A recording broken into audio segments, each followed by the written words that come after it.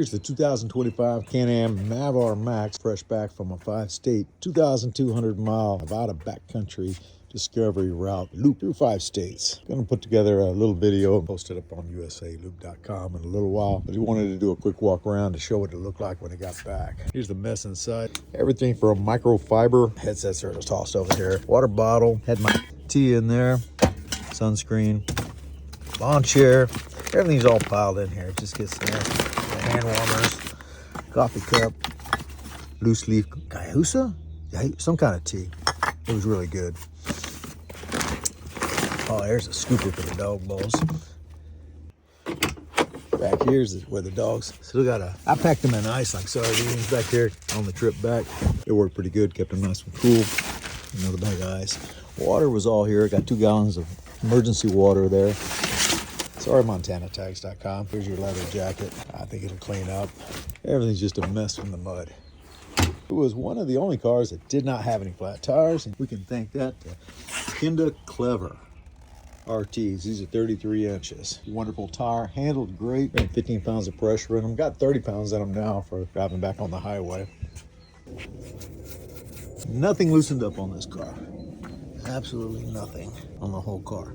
Not even the sway bars. The bags got moved back from 80 miles an hour on Interstate 40.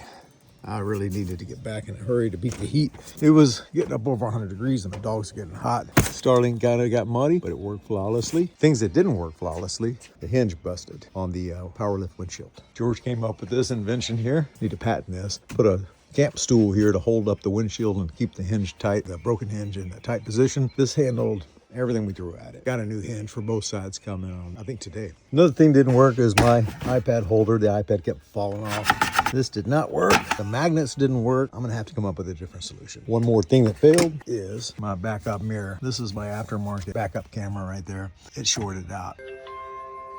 Too much water in all the wrong places. Shotgun lock won't come on lock. You can hear the beep saying it's unlocked, but it's just not so. The RPM fuel tanks worked out pretty good. Consistently got 3 gallons out of each side.